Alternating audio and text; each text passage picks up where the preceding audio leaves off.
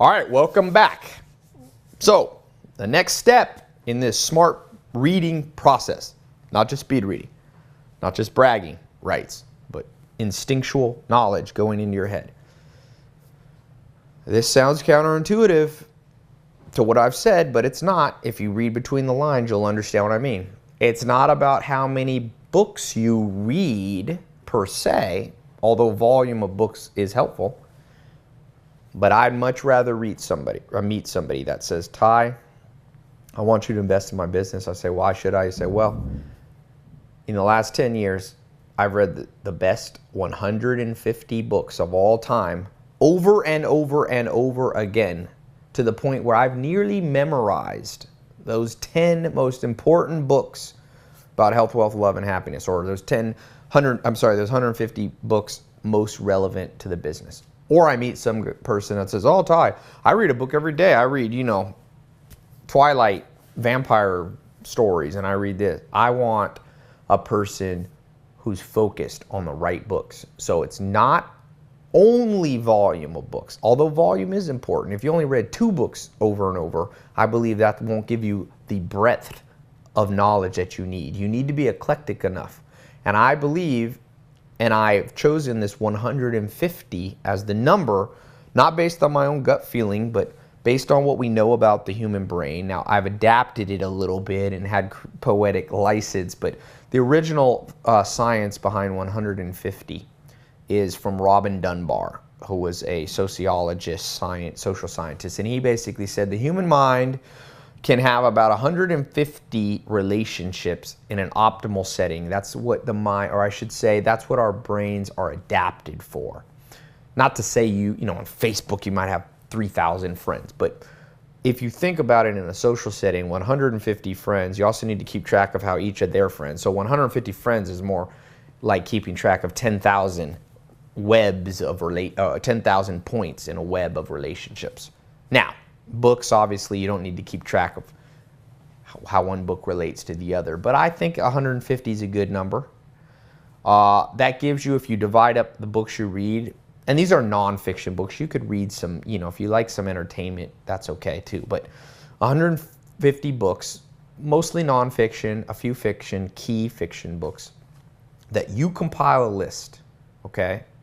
Now, you can use my list to start, but over time you can adapt your own. So, should be above this video, depending on where you're watching it, my list of 100, 150 most important books that I think everybody should have on their bookshelf and read over and over and over again. So, the nice thing about 150, if you divide those books into like 4 categories, okay?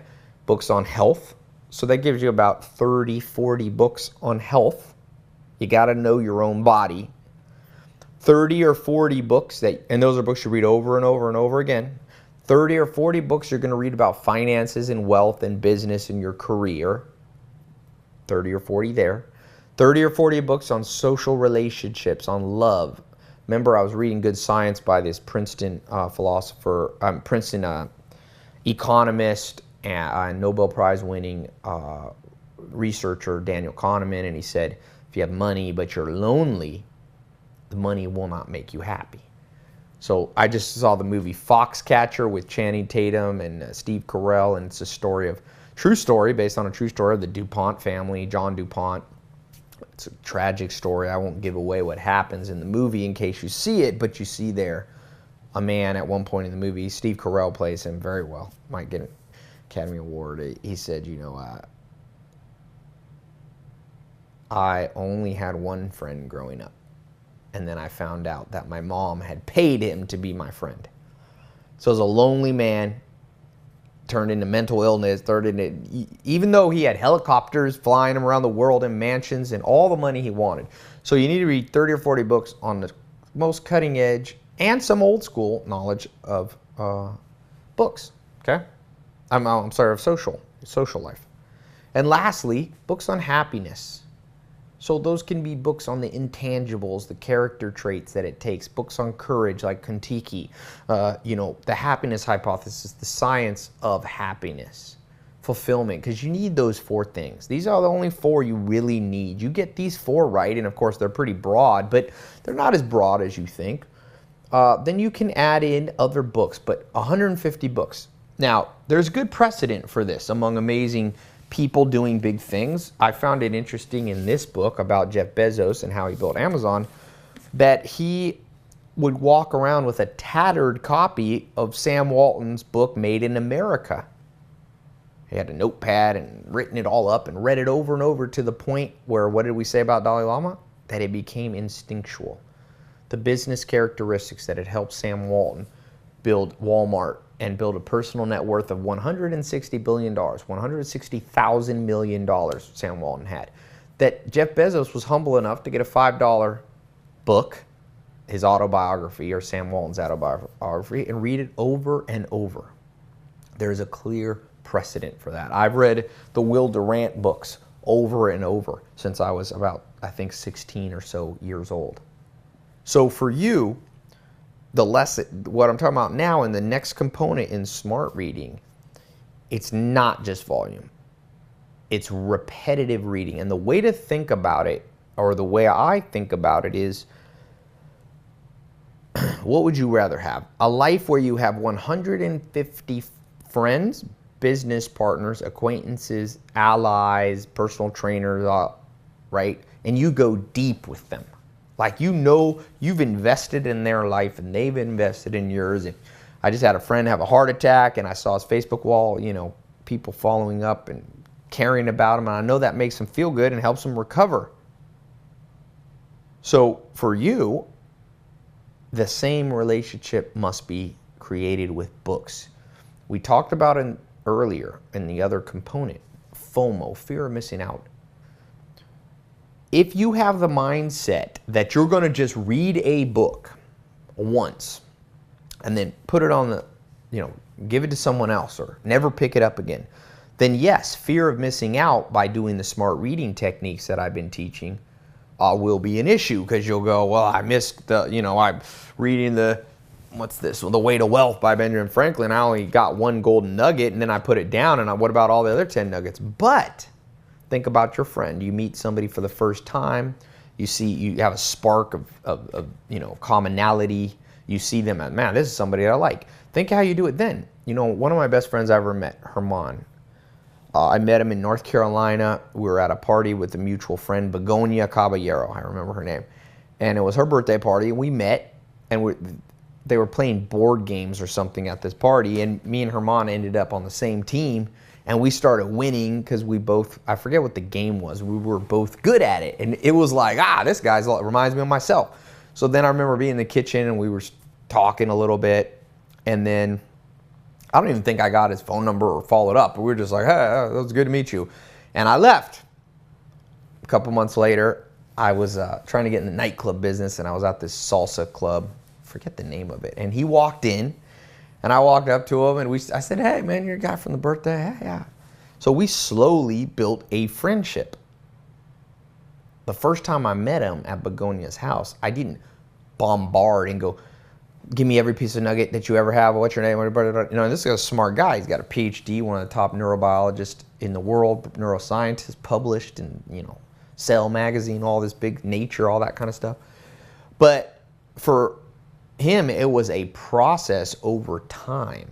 So I want you to think of these very important books, these 150 books, as allies and friends that you will build a long-term relationship. You will go deep, not shallow.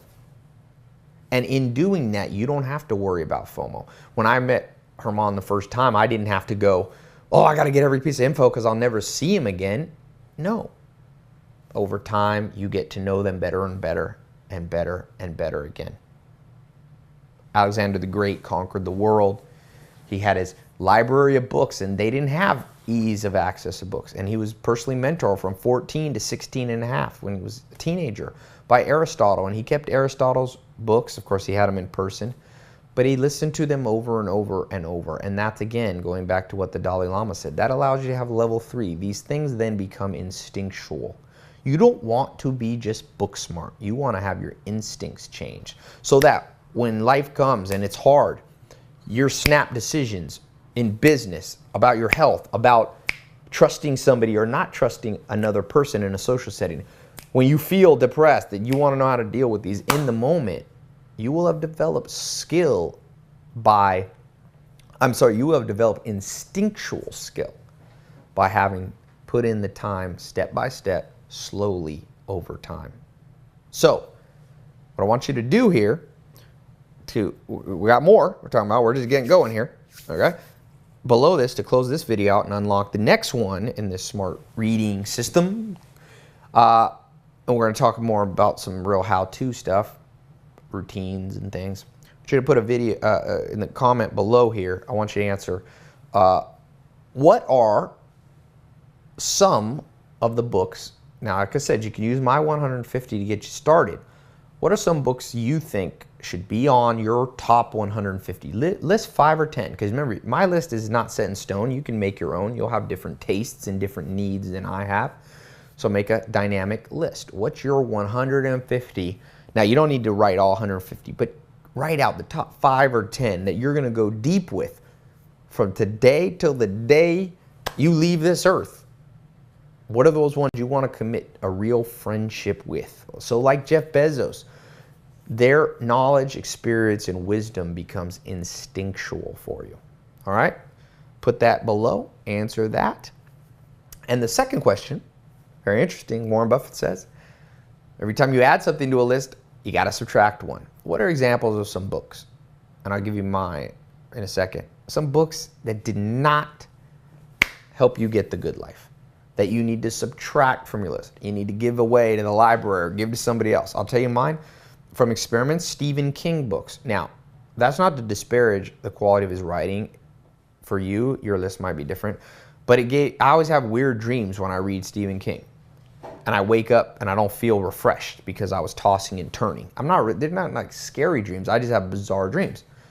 So put a list of some books on your bookshelf that you don't want to invest in for the long term, that need to be removed. Okay? So answer those 2, and I will see you on the next video. Remember, answering those will unlock the next ones.